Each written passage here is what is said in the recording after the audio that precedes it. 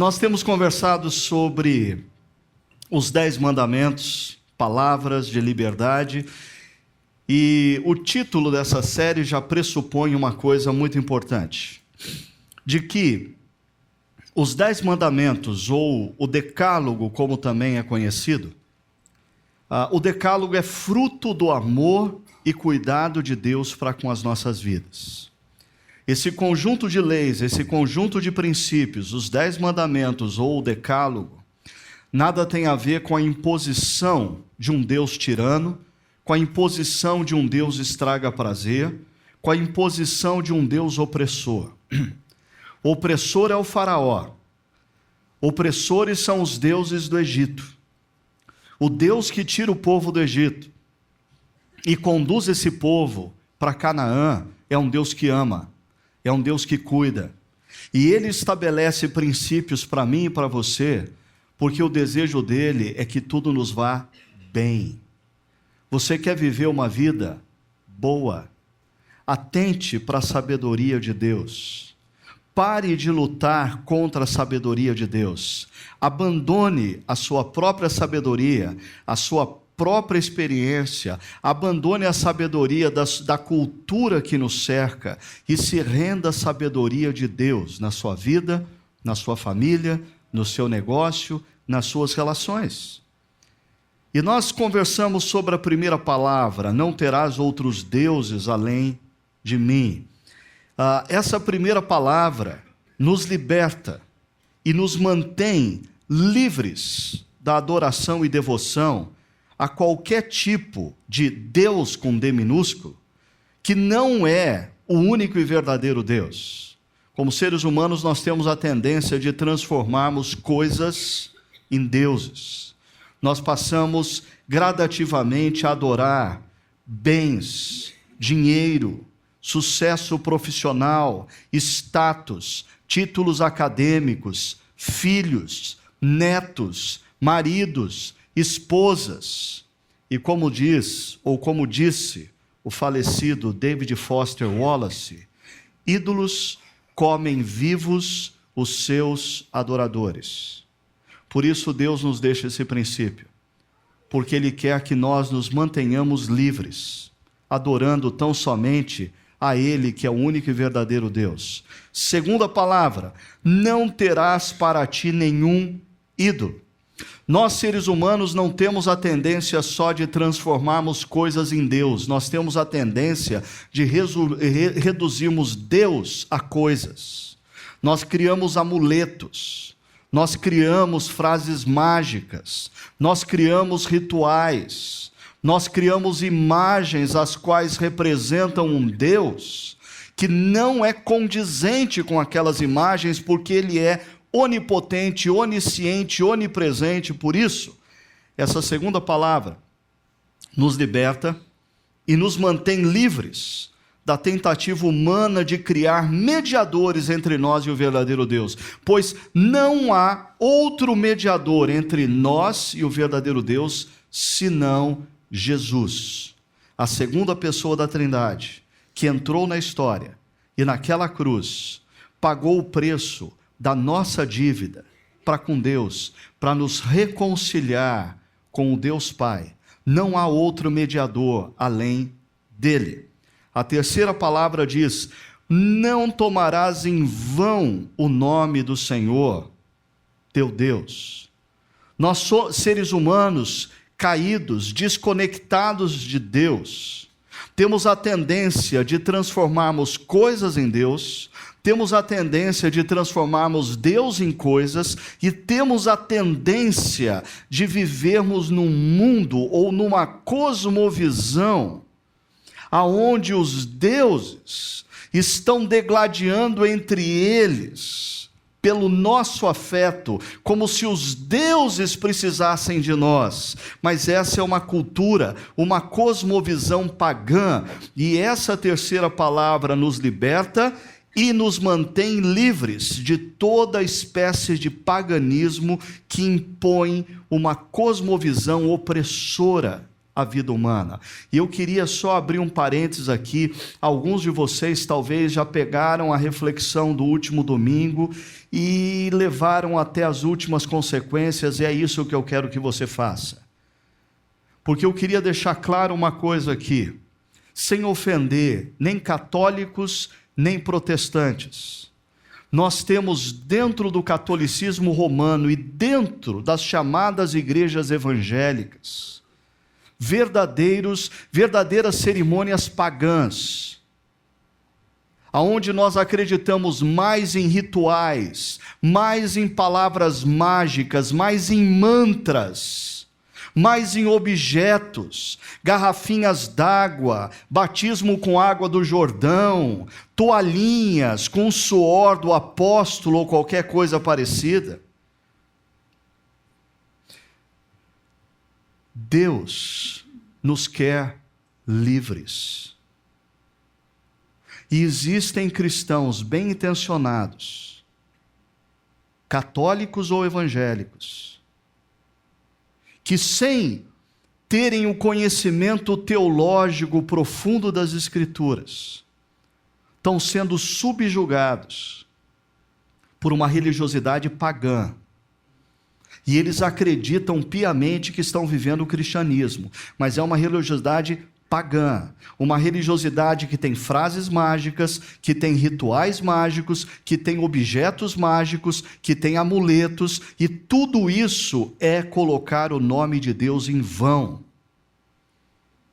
Além, é claro, de que quando nós nos tornamos súditos desse Rei Supremo, do Criador dos céus e da terra, daquele que entrou na história para nos reconciliar com Ele mesmo, agora, onde quer que a gente esteja, no nosso trabalho, na nossa escola, na nossa família, na rua, no teatro, no cinema, nós levamos conosco o nome dele. E quando nós não agimos em coerência aos princípios e valores do seu reino, nós também colocamos o nome dele em vão.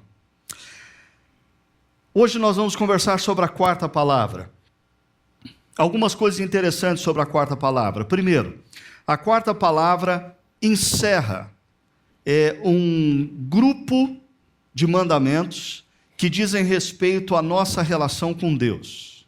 Os 4 primeiros mandamentos, ou as 4 primeiras palavras, têm como ênfase a nossa relação vertical. A partir do 5º mandamento, nós vamos falar sobre a relação horizontal. O que rege as nossas relações horizontais. Segunda coisa sobre o 4º mandamento. Existe muitas dúvidas na mente de algumas pessoas sobre esse 4º mandamento.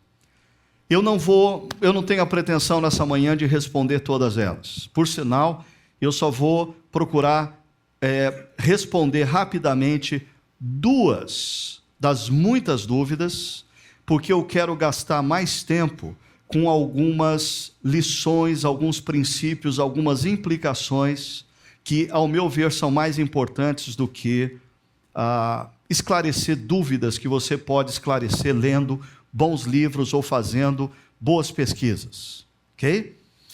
Terceira coisa, se o mandamento anterior, que fala do colocar o nome de Deus em vão, se tornou um grande desafio para mim, intelectual, porque eu me deparei com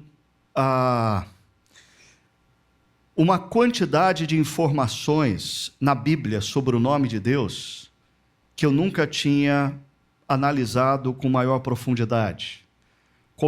O conceito nome de Deus na Bíblia é um conceito com inúmeras implicações. E isso se tornou um grande desafio para mim, intelectual. Por outro lado, o que acontece aqui nessa 4ª palavra se torna para mim um grande desafio existencial. Porque antes de falar sobre o mandamento em si, eu tenho que talvez fazer uma confissão pública. Porque este talvez seja o mandamento que mais constantemente eu o quebro, e ainda, eu o quebro com uma linda e bonita elaboração teológica. Eu digo, por exemplo, que eu não observo o sábado, porque eu faço em nome de Deus, porque eu estou envolvido com a missão que Deus me deu. E bem possivelmente isso seja uma mentira, o que faz com que eu quebre também o 9º mandamento. Mas eu diria que, estudando esse mandamento para refletir com vocês, tem me gerado profundas questões sobre como usufruir desse benefício que Deus nos dá no mundo atual. Porque eu diria que o mundo atual, a sociedade atual, o mundo ocidental em que nós vivemos, do século 21, não contribui com o sábado. É interessante, eu vou mostrar para vocês que bem possivelmente nenhuma outra geração viveu no mundo com tanto tempo para descansar. E talvez nenhuma outra geração no mundo reclamou tanto de cansaço. Existe algum problema entre o que nós entendemos como descanso, que não tem gerado efetivamente descanso. Vamos para a quarta palavra, diz assim o texto: lembra-te do dia de sábado para santificá-lo. Trabalharás 6 dias e neles farás todos os teus trabalhos. Mas o 7º dia é o sábado dedicado ao Senhor teu Deus. Nesse dia não farás trabalho algum, nem tu, nem teus filhos ou filhas, nem teus servos ou servas, nem teus animais, nem os estrangeiros que morarem em tuas cidades. Pois, em 6 dias, e essa é a base desse mandamento, é Gênesis 1:2, a criação. Pois em 6 dias o Senhor fez os céus e a terra, o mar e tudo que neles existe. Mas no 7º dia descansou. E assim, com a obra da criação, Deus estabelece um ritmo para a vida. 6 dias trabalharás, no 7º descansarás. 6 dias trabalharás, e no 7º descansarás. Deus criou o meu organismo, o seu organismo, o nosso corpo, para trabalhar 6 dias, intensamente. Não 5. E não necessariamente 8 horas por dia. Isso é lei trabalhista. 6 dias trabalharás. No 7º descansarás. É um conselho de sabedoria. Se você não quer adotar o ritmo do Criador, você vai parar do mesmo jeito, a qualquer momento. O Criador te dá uma opção. Entre no ritmo do organismo que eu dei a você. Trabalhe 6 dias, descanse no 7º. Trabalhe 6 dias, descanse no 7º. Trabalhe 6 dias, descanse no 7º. Ou trabalhe 7. E a qualquer momento, o organismo que eu te dei para. Algumas dúvidas sobre o conceito sábado. Uma delas, bem comum, é: Deus mandou guardar o sábado, por que guardamos o domingo? O pessoal lá do Chácara Barão não tem esse problema, né? Eles se reúnem aos sábados, então está resolvido. Mas nós aqui temos esse problema. Se Deus mandou guardar o sábado, por que guardamos o domingo? Deixa eu falar muito rapidamente sobre isso. Como a gente viu no livro da lei, os livros da lei, Gênesis, Êxodo, Levítico, Deuteronômio, Números, desde o início, com a criação, Deus estabelece o sábado, o 7º dia, como o dia do descanso. Inúmeras leis na Torá vão falar e fazer referência a isso. Nos profetas, você vai encontrar inúmeras menções nos seus discursos de Deus se levantando contra o povo porque o povo não está guardando o sábado, porque o povo está profanando o sábado, porque o povo não está cumprindo o dia de descanso. E é tão sério isso nos profetas, porque o descanso do homem também gera descanso para a terra. A natureza sofre porque o homem não descansa. Se nós trabalhamos 7 dias, isso gera indústrias funcionando 24 horas por dia, 7 dias por semana, 30 ou 31 dias por mês, 365 dias por ano, e não existe natureza que suporte isso. É interessante no Antigo Testamento que os profetas se levantam para falar contra o fato de que o povo não estava observando o sábado no ciclo menor, a cada 6 dias, descanso 7º, e não estava observando o sábado no ciclo maior, a cada 6 anos, o 7º ano a terra descansa. E porque Israel nunca obedeceu o descanso da terra no 7º ano, Deus pega o povo de Judá, leva cativo para a Babilônia, e o tempo que o povo passa cativo na Babilônia é exatamente os anos que a terra tinha que descansar e não descansou. Ou seja, é como se Deus falasse, se o homem não quer descansar, então ele vá para o cativeiro, ser escravo e trabalhar, mas a terra vai descansar. O compromisso de Deus com a natureza.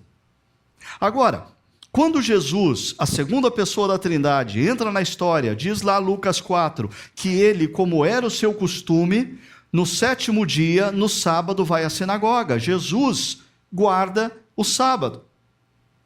Mas Jesus tem dificuldades com a interpretação que os fariseus dão ao sábado.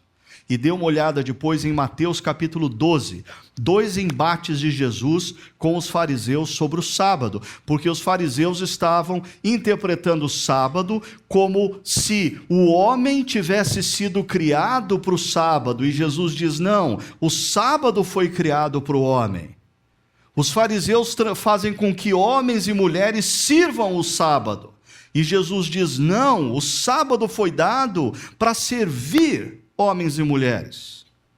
Mas Jesus, após a sua morte, ressurge no primeiro dia da semana, dia que nós conhecemos como domingo. E aí acontece uma grande mudança no paradigma, na visão dos primeiros cristãos. Eles passam a se reunir no primeiro dia para celebrar a ressurreição de Cristo. Porque o cristianismo adora um Deus que entrou na história, morreu e ressuscitou no 3º dia, e quando ressuscitou, venceu toda e qualquer consequência do pecado em nossas vidas.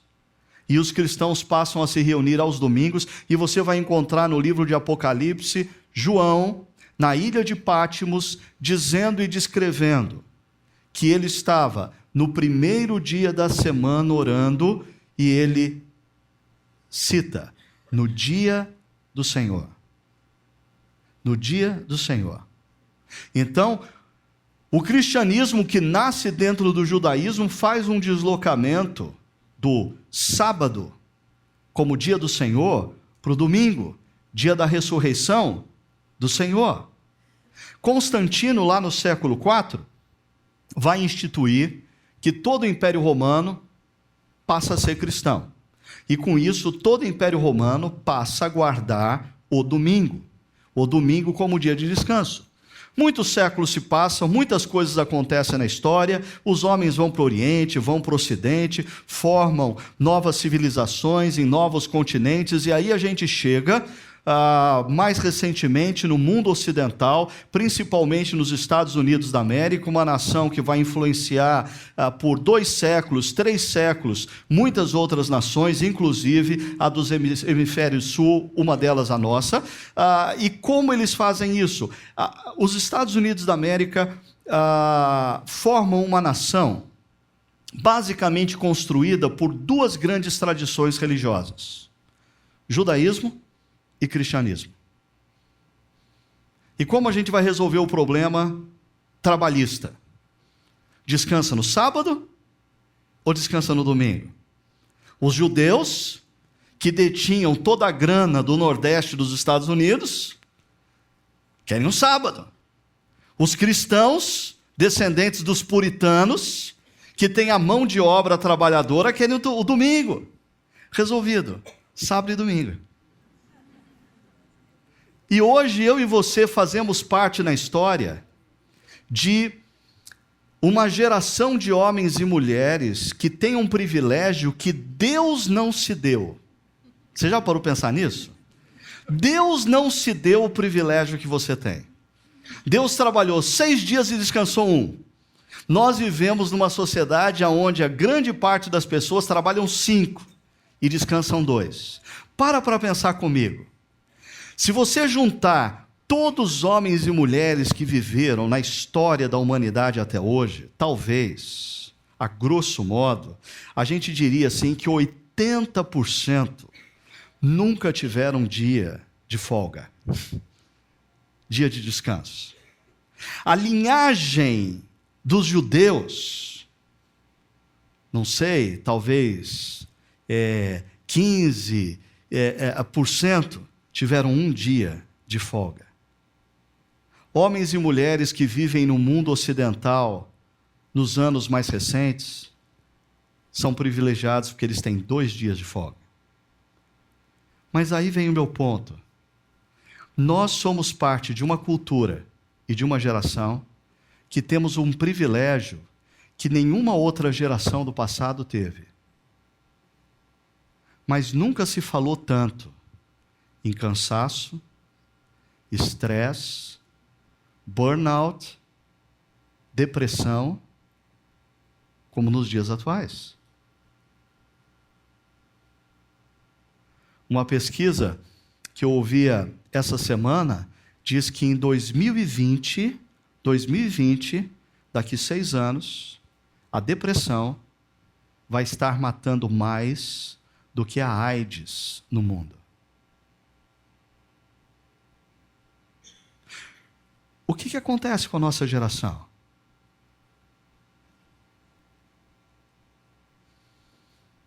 Tendo 2 dias de descanso por semana, eu fico pensando, o judeu, ele tinha que conciliar o dia de descanso, tendo como centro o dia da adoração. Então, ele tinha que descansar e a parte central da agenda do dia do descanso era cultuar a Deus, porque sem culto a Deus não há descanso integral, ok? E ele só tinha um dia. Nós temos 2. E nós organizamos as nossas agendas para esses 2 dias a partir do quê? Do culto a Deus? E quantas vezes a gente passa os 2 dias sendo consumido por atividades sociais, por entretenimento, e nós não temos tempo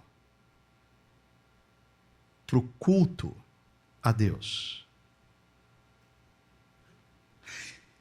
E será que o fato de que o nosso tempo de descanso hoje prioriza a festinha da escola das crianças, a festinha do amiguinho das crianças, a festinha do vizinho do amiguinho das crianças, a festinha do sobrinho do vizinho do amiguinho das crianças, né? Prioriza o churrasco com os amigos, prioriza o torneio no clube, prioriza o jogo de futebol, prioriza a corrida de Fórmula 1, prioriza qualquer coisa que não o momento em que eu me reúno com outros cristãos para, de maneira muito consciente, trazer o meu coração de volta.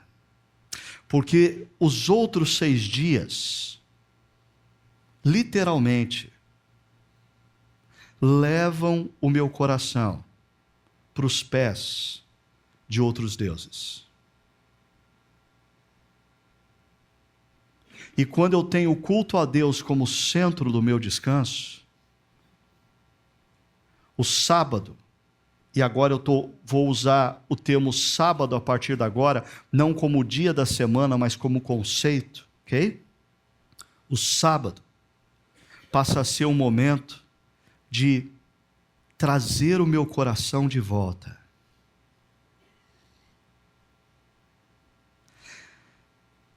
Mas outra dúvida que surge, mas se eu trabalho de domingo, segunda pode ser meu sábado? Você entendeu essa pergunta? Se eu trabalho domingo, segunda pode ser meu sábado? A questão não é o dia da semana. A questão é, primeiro, você trabalha 6 dias e descansa 1? Se você não mantém esse ritmo, você está colocando em risco o organismo que Deus te deu. E você não tem o direito de fazer isso, porque o nosso corpo é uma dádiva de Deus e eu preciso ser um bom mordomo de tudo que Deus me deu. Eu tenho que ser um bom mordomo do dinheiro que Deus me dá, eu tenho que ser um bom mordomo do tempo que Deus me dá, eu tenho que ser um bom mordomo da família, dos filhos que Deus me dá, eu tenho que ser bom mordomo do corpo, do organismo que Deus me dá. Um dos livros que eu li no final do ano passado, de um autor chamado Wayne Cordeiro, que é um livro chamado Andando com o Tanque Vazio. Muito interessante sobre burnout, sobre estresse e coisas assim. Ele faz menção de uma situação em que ele viveu de burnout, e ele diz que tem que ser levado ao hospital e os médicos começam a fazer uma série de testes, e aí num determinado momento, um dos médicos explica para ele o seguinte, que o nível de serotonina, um hormônio que te mantém ativo e com prazer, dele, havia se esgotado, porque o nosso organismo produz serotonina de forma limitada. E quando você esgota o seu tanque de serotonina e continua em atividade intensa, o seu organismo começa a consumir adrenalina ao invés de serotonina. O problema, 2, a adrenalina vicia. Segundo, a adrenalina destrói o teu organismo, corrói o seu organismo, quando ela é usada constantemente por ele. O ponto não é se você descansa no domingo, no sábado ou na segunda. O ponto é, você trabalha 6 dias e descansa 1, e já já a gente vai voltar a esse negócio de o que significa esse descansar. Uma segunda coisa, no seu dia de descanso, se você só tem concebendo 6 dias trabalha, 1 descansa. No seu dia de descanso, você tem no centro da sua agenda, o seu encontro com Deus. Se você tem 2 dias de descanso, no centro do seu final de semana, você começa a organizar o seu final de semana, toda semana, a partir de um ponto inegociável: eu preciso de um tempo na presença de Deus, em adoração com outros cristãos, ouvindo a palavra de Deus, porque o meu coração precisa voltar ao centro, meu coração precisa voltar de onde ele nunca deveria ter saído. A partir disso, deixa eu compartilhar com vocês 7 lições. Já que a gente está falando do sábado, que é o 7º dia, vamos falar de 7 lições do 7º dia, ok? Veja só, primeira lição: o sábado pressupõe outros 6 dias. O termo sábado, que significa 7º dia, se é 7º dia, pressupõe que outros 6 dias aconteceram. E uma das coisas que muitas pessoas não param para pensar quando leem acerca desse mandamento, é que esse mandamento não diz apenas que você deve descansar. Uma má notícia para alguns: esse mandamento diz que você deve trabalhar. Esse mandamento diz que deve descansar quem trabalhou 6 dias. Quem não trabalhou 6 dias, está na hora de arrumar o que fazer. Porque tem gente que vive num sábado eterno. Tem gente que resolveu dividir com a esposa os dias da semana. Ele fica com o sábado, a esposa fica com 6 dias. Não é bíblico isso. Não é honesto isso. O texto é claro em dizer: trabalharás 6 dias e neles farás todos os seus trabalhos. 2 coisas importantes: 6 dias você deve trabalhar. E passa desapercebido para muitas pessoas um detalhezinho que faz toda a diferença. E nesses 6 dias você deve realizar tudo que você tem que realizar. Você tem 6 dias para pegar tudo o que você tem que fazer numa semana e realizar. Você não tem o direito, biblicamente, de trazer para o sábado o que você deveria ter feito naqueles 6 dias. Você não tem o direito, biblicamente, de deixar vazar tarefas que pertencem aos 6 dias para o seu sábado. Se você está fazendo isso, você está burlando a 4ª palavra de liberdade. Segunda lição: o sábado aponta para a sabedoria para com o tempo. Porque se você tem que trabalhar 6 dias e neles você deve fazer todos os teus trabalhos, sabe o que isso demanda? Sabedoria. Eu preciso ter a capacidade de olhar para os meus 6 dias, preciso ter a capacidade de olhar para o que eu tenho que fazer, e eu preciso fazer algumas decisões. O que eu vou fazer e em que hora eu vou fazer. O que eu não vou fazer, porque não cabe nos 6 dias.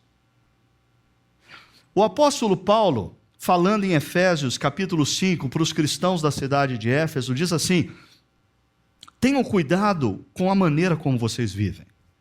É um imperativo, tenham cuidado. Com o quê? Que não seja como insensatos, mas como sábios. O convite de Paulo, o desafio de Paulo é que os cristãos de Éfeso vivessem de forma sábia. E o que é viver de forma sábia? Diz o final do texto: aproveitando ao máximo cada oportunidade, porque os dias são maus. O apóstolo Paulo está chamando de viver de maneira sábia você administrar, você fazer a gestão do seu tempo, da maneira que isso vai gerar mais resultados. É interessante que a gente lê aquela parábola dos talentos, na qual o sujeito pega, ganha um talento, outro ganha 3, outro ganha 5, outro ganha 10, e a gente fala sobre bom investimento. A gente sempre aplica aquela parábola do talento a dons espirituais, a gente aplica sempre aquela parábola do talento a dinheiro, a recursos financeiros, mas a gente nunca aplica a parábola dos talentos ao tempo. Nos 6 dias em que eu devo trabalhar e devo fazer tudo o que eu devo fazer, Deus quer que eu invista o meu tempo da melhor forma possível. Porque o tempo também é uma dádiva de Deus. E eu tenho que ser um bom mordomo do meu tempo. Nós, cristãos brasileiros, precisamos dar um chega para lá na teologia Zeca Pagodinho. Deixa a vida me levar, a vida leva eu. Você precisa assumir a responsabilidade pelo seu tempo, olhar os seus 6 dias, olhar tudo quanto você tem que fazer e tomar algumas decisões. O que eu vou fazer? Porque algumas coisas talvez eu tenha que deixar de fazer. O que eu vou fazer, quando eu vou fazer, como eu vou fazer. Como? Avaliando. Você precisa começar a olhar para a sua agenda e olhar para as suas tarefas e avaliar. Planejando. O que você vai fazer? Que horas você vai fazer? Quando você vai fazer? Quando você fizer isso, uma coisa interessante, o Tim Keller falando sobre o sábado, ele faz um paralelo com o descanso da terra. E um dos princípios que Deus dá aos agricultores era que na borda do terreno, na borda da propriedade, eles não deveriam colher os frutos que estavam nas margens, nas bordas da propriedade. Esse era um princípio econômico social, para que os pobres tivessem o que comer. Os pobres, os andarilhos, os viajantes que passassem pela estrada teriam que comer. Então não se deveria colher o que está na borda. É interessante, e aí ele faz o paralelo com a agenda. Talvez a gente deveria conter a nossa ambição por aproveitar cada minuto da nossa agenda, porque tempo é dinheiro, e deixar bordas. Deixando bordas, você ganha menos dinheiro, mas você vive melhor, de forma sustentável. Deixe bordas na sua agenda. Executando. Porque um dos problemas dos brasileiros, é interessante, a gente teve talvez a geração anos 80, 90, muito influenciada pela lei de Gerson, né? O importante é levar vantagem em tudo, certo? Aí entramos no século 21 e agora a gente tem a lei Zeca Pagodinho, deixa a vida me levar, vida leva eu. E o grande problema é que alguns brasileiros que já não gostam de avaliar e planejar, quando chega na hora de executar, não fazem nada. Por quê? Por um problema que eu diria que é um pecado cultural nosso: procrastinação. Não fazer agora o que deve ser feito. Empurrar com a barriga. Deixar para depois. Além de nós não olharmos para o tempo de maneira sábia, além de nós não planejarmos o que vamos fazer, quando vamos fazer, nós somos movidos no dia a dia por dois tipos de impulsos altamente danosos. O primeiro, o desejo interior. Eu vou fazer agora o que eu estou afim. Eu vou fazer agora o que eu sinto vontade, não o que eu devo fazer. Eu vou fazer agora o que eu estou afim, não o que é prioritário fazer. Isso vai gerando muitas vezes na nossa vida um caos, porque coisas importantes deixam de ser feitas, coisas necessárias e imprescindíveis, não só no trabalho, muitas vezes na casa, na administração da casa, a gente vai empurrando com a barriga, porque agora a gente está afim de ver um filme, não estou afim de fazer o que eu planejei fazer, agora eu estou afim de dar um pulinho no shopping para fazer uma comprinha, eu não estou afim de fazer o que eu planejei fazer,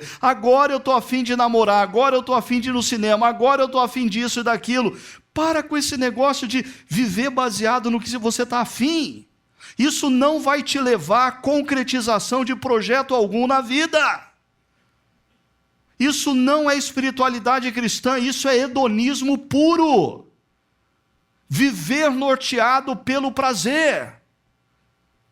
Passe a ter prazer na realização das coisas que você deve fazer. Passe a ter prazer na realização dos projetos que você planejou. Passe a ter prazer vendo os frutos da concretização dos projetos que um dia você começou.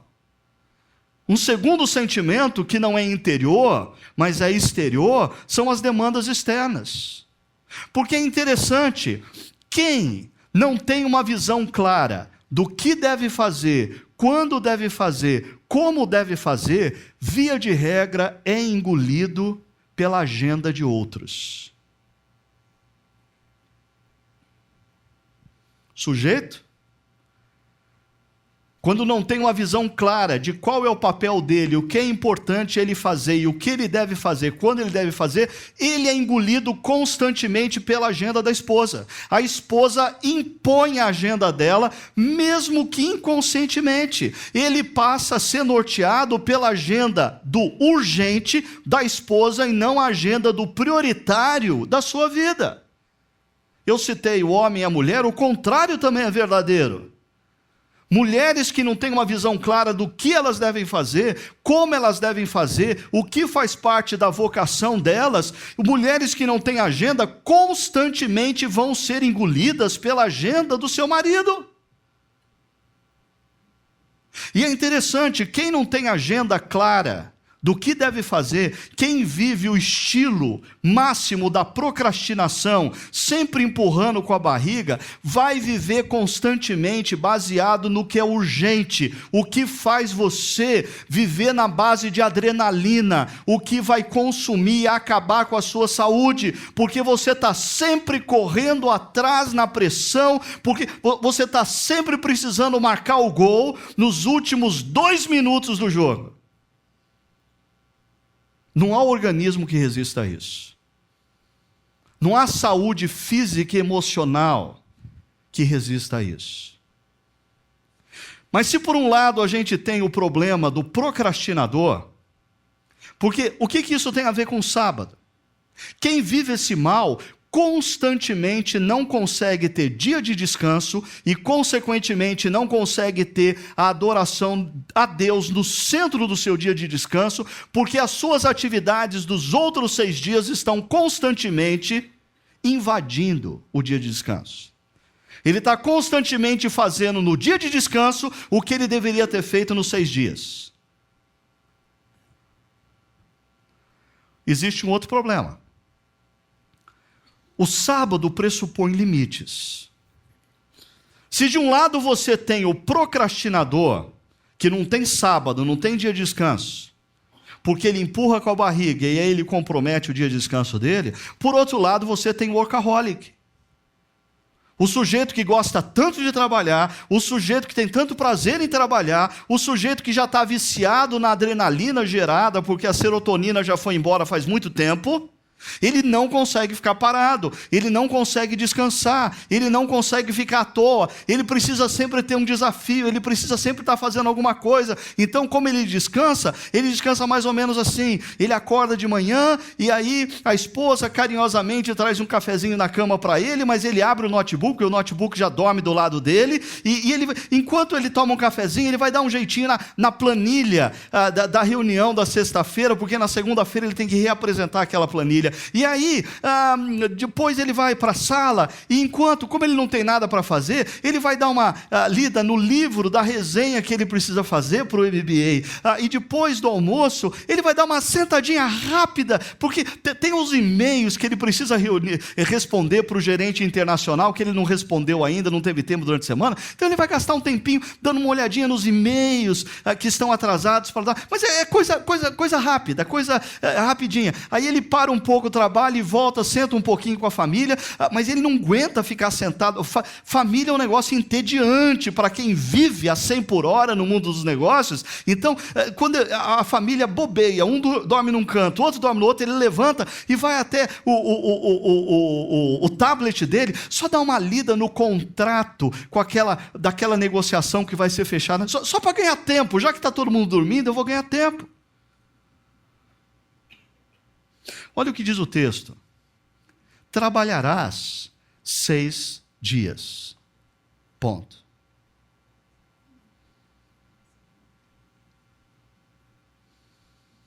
O conceito do sábado impõe limites. E é interessante, porque a nossa noção de liberdade é fazer o que eu quero. E Deus, como Criador, sabe que você está refém e escravo do que você quer. Por isso, Deus quer te dar a verdadeira liberdade. Quer te libertar do trabalho.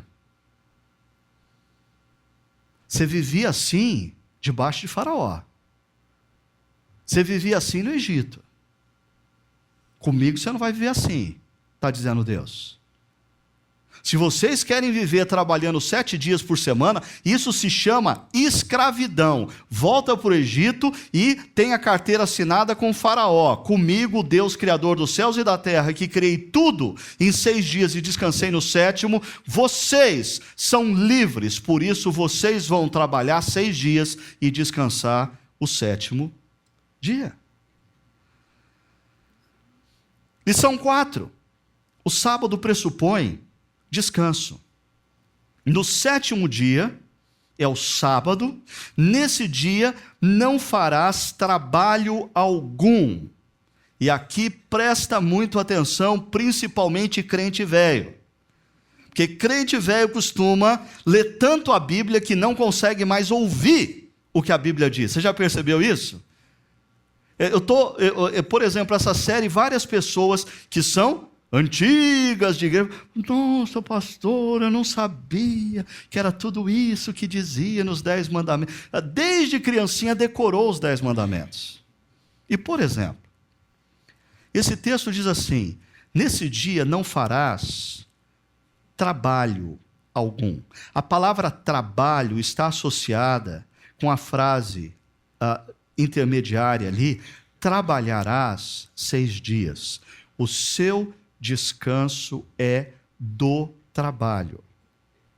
Então, nada de planilha, nada de e-mail, nada de livro relacionado ao curso que você está fazendo, nada de ganhar tempo lendo o contrato que você vai fechar essa semana, nem quando for no banheiro. É descanso do trabalho.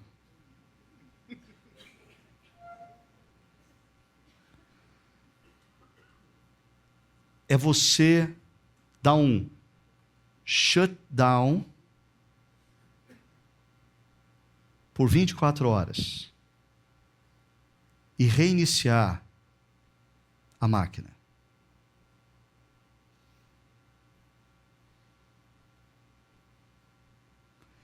Uma dica interessante, talvez, é para nós que somos os bem-aventurados, que temos 2 dias de descanso, então nós podemos programar um dia só para descanso, o outro dia para servirmos a Deus, adorarmos a Deus e servirmos outras pessoas que adoram a Deus. Olha que maravilha viver nesse tempo. Nesse dia de descanso, se o seu trabalho é essencialmente físico, use o tempo de descanso para atividades intelectuais. Descole de tudo que você faz. Assista um bom filme, leia um bom livro, vá assistir um show de música. Mas se a sua atividade é grandemente intelectual, como talvez seja a grande maioria da nossa comunidade, para a gente desgrudar do trabalho, talvez a gente no dia de descanso tenha que priorizar atividades do corpo. Uma boa caminhada, uma boa trilha, andar de bicicleta, cuidar do jardim, aprender a lidar com a madeira. Você já parou para pensar nisso? Que se você tem que...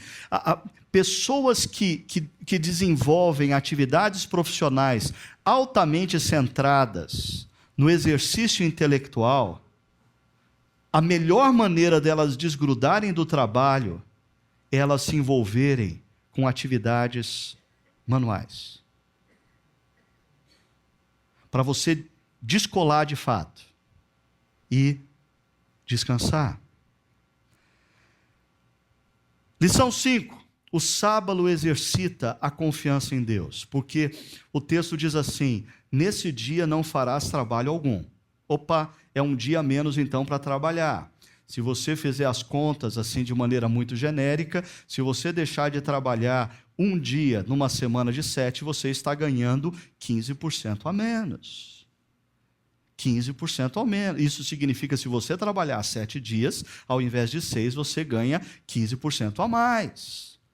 E se a gente considerar que no mundo ocidental, com as leis trabalhistas, se esse 7º dia que você vai trabalhar é sábado ou domingo, é hora extra, é mais do que 15%.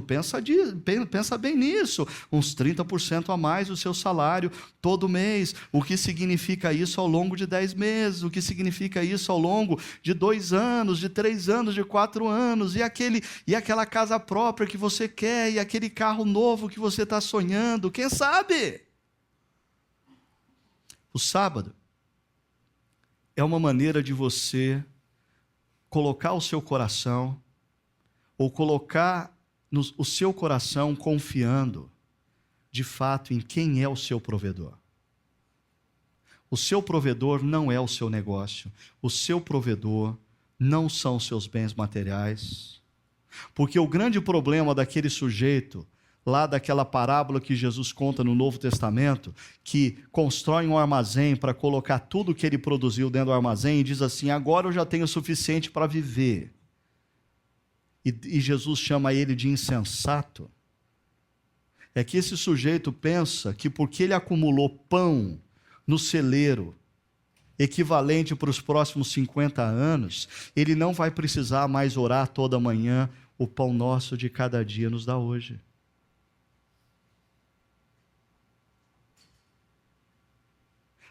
Esse negócio é muito sutil. A linha é muito tênue entre a gente trabalhar buscando a excelência, a eficiência, e a gente começar a confiar que quem vai dar um futuro bom para os nossos filhos é o nosso trabalho. Quem vai, de fato, colocar os nossos filhos numa posição boa no futuro é o nosso trabalho.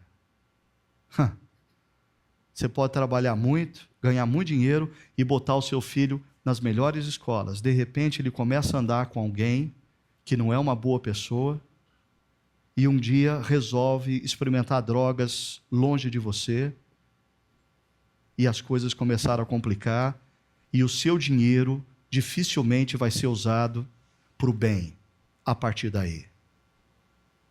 Ou você gasta muito tempo trabalhando para o seu filho ter uma excelente educação e você paga para ele um curso no exterior. No exterior, ele resolve começar a namorar e se junta com uma pessoa que não é boa pinta.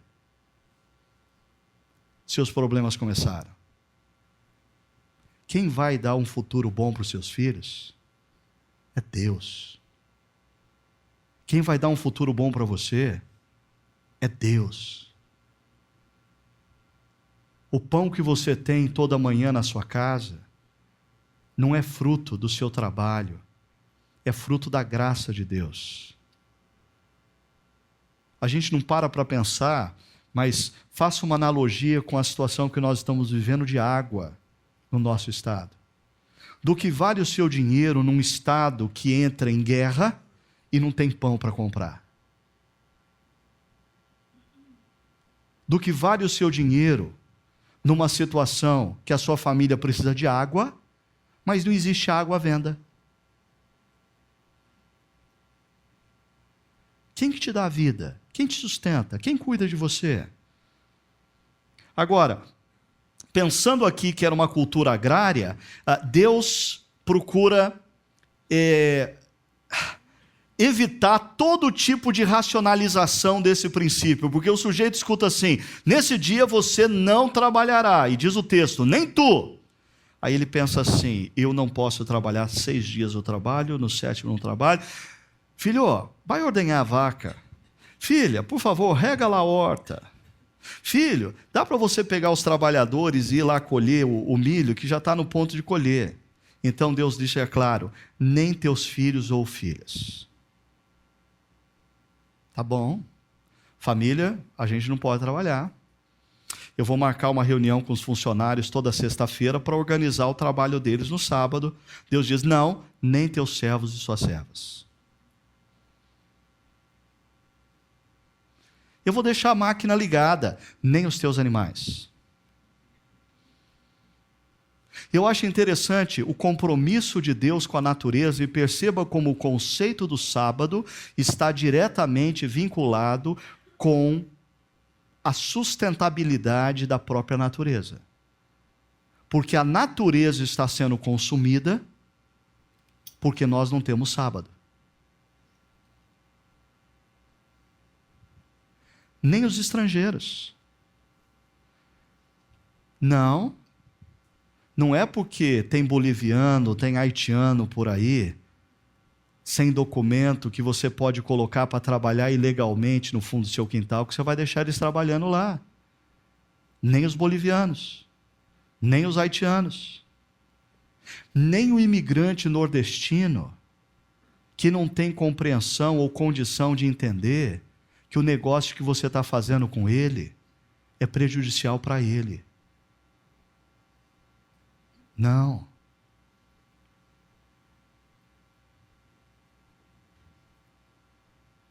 Por quê? Porque se você fizer isso, você deixou de ser oprimido para se tornar opressor. Deus te livrou do faraó e você se tornou um.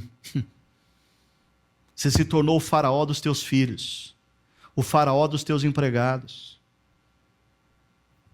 o faraó dos desprovidos, dos bolivianos, dos haitianos, dos nordestinos. Outro perigo, a sua ambição. Porque quando Deus estabelece limite, é para você conter a sua ambição. Confie em Deus.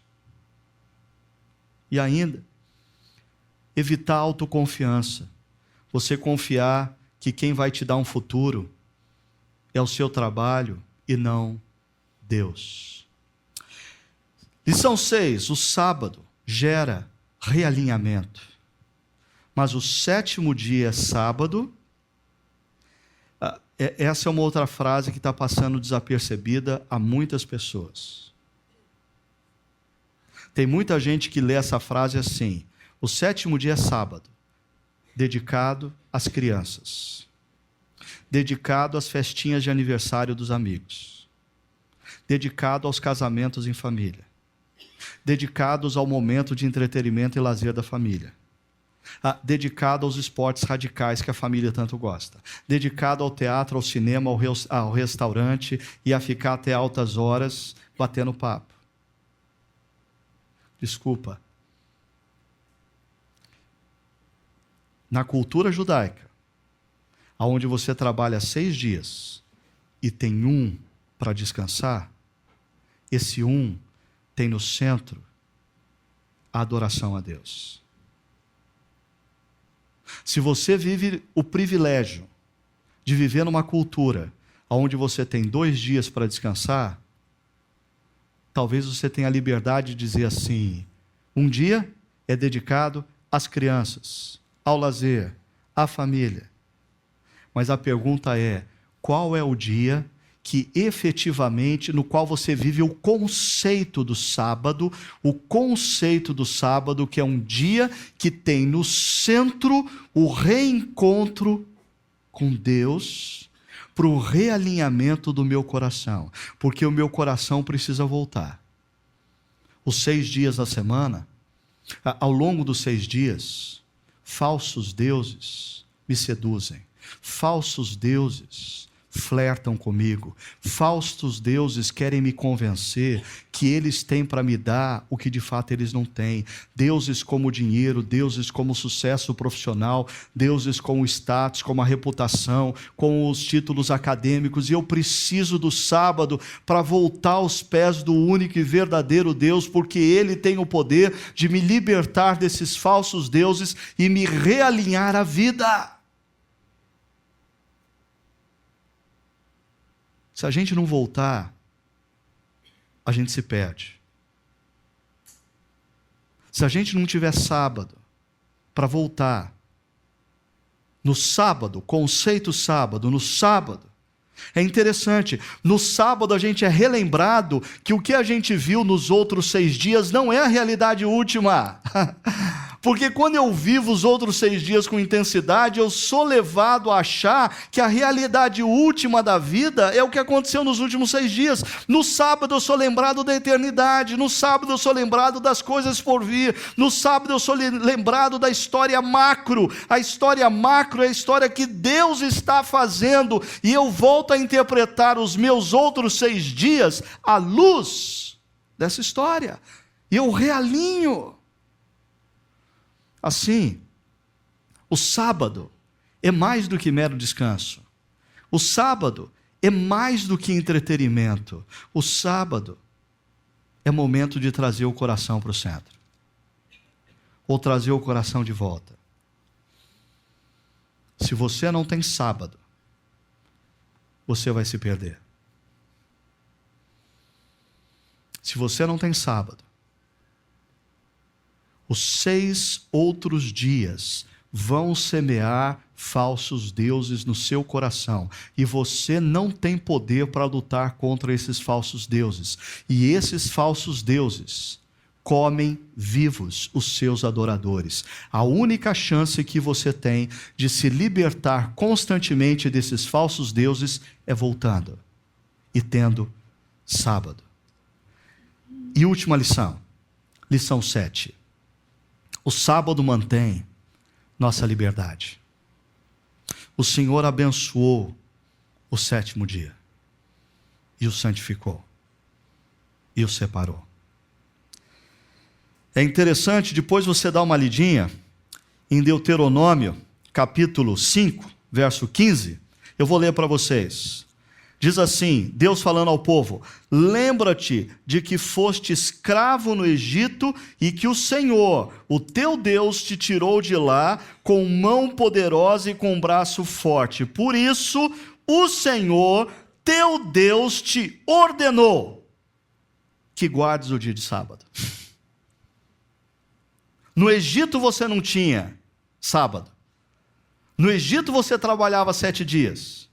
Deus está dizendo: eu quero um povo que seja conhecido pelo equilíbrio, eu quero um povo que seja conhecido pela liberdade, e isso é testemunho aos nossos vizinhos, é testemunho aos nossos amigos, é testemunho à sua equipe de trabalho, é testemunho àqueles que você lidera, é testemunho àqueles que são liderados por você. Você é livre, você não está subjugado aos falsos deuses da nossa cultura, ao dinheiro, ao sucesso profissional, à reputação, ao status, ao título acadêmico. Você é livre, Deus te libertou. E como você exercita isso? Tendo sábado. Termino fazendo menção de um texto muito interessante, no qual Jesus diz assim: venha a mim, todos que estão cansados e sobrecarregados, e eu lhes darei sábado.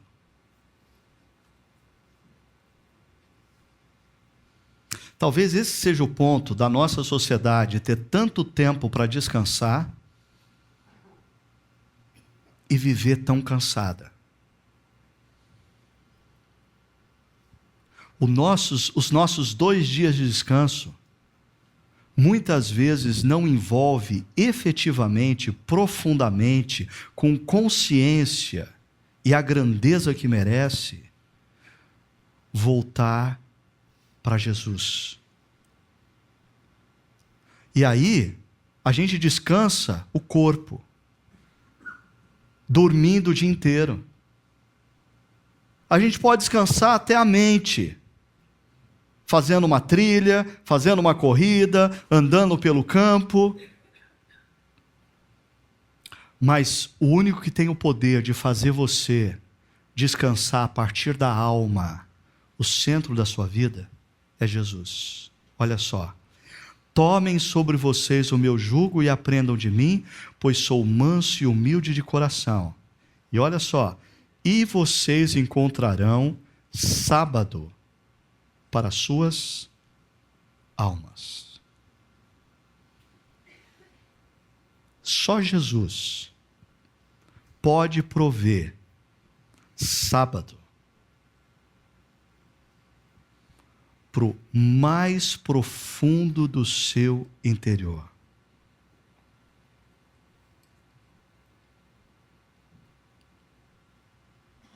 Não tem como você efetivamente experimentar a renovação integral sem você ter um sábado que tenha no centro a volta a Jesus. Ele diz: pois o meu jugo é suave e o meu fardo é leve. Uma referência, depois na lição de casa você vai ver, em Mateus capítulo 12 você dá uma lida, a maneira como os fariseus interpretavam o sábado. E no centro desse texto existe uma afirmação do próprio Senhor Jesus: pois o Filho do Homem, Jesus, é o Senhor do sábado. Pergunta: quem é o Senhor do seu sábado? Seu time de futebol? O meu não é mais.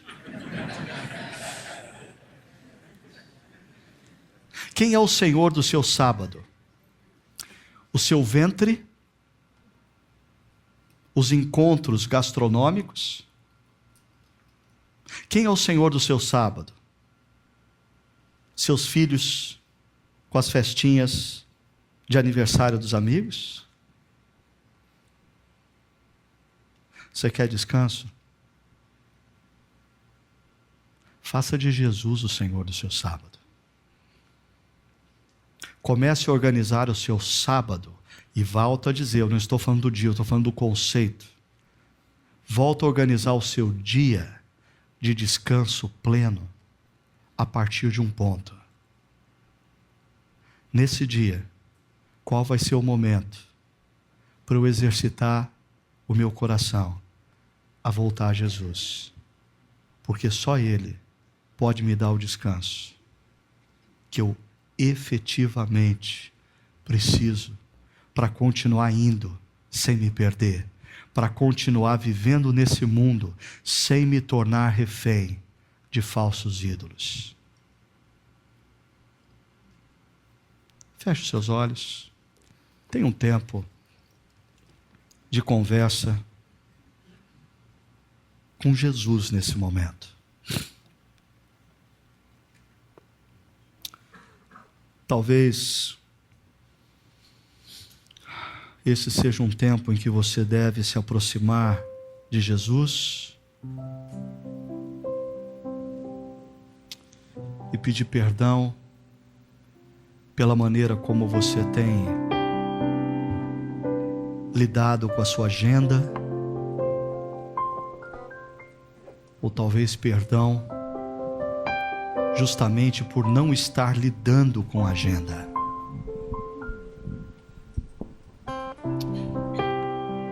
Submetendo o seu corpo ao que Deus não autorizou você fazer.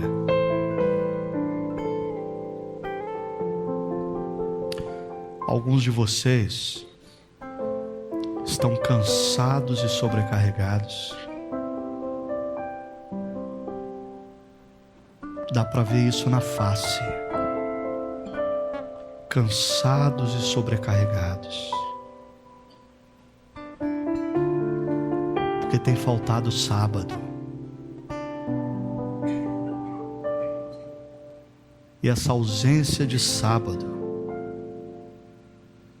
tem nos feito escravos de falsos deuses.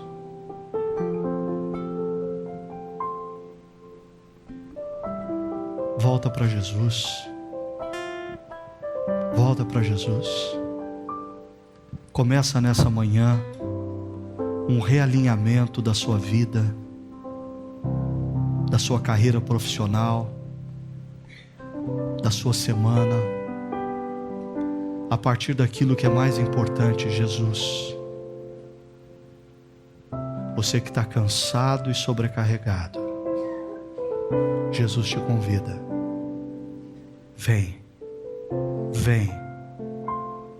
Eu quero te dar descanso. Eu quero te dar sábado.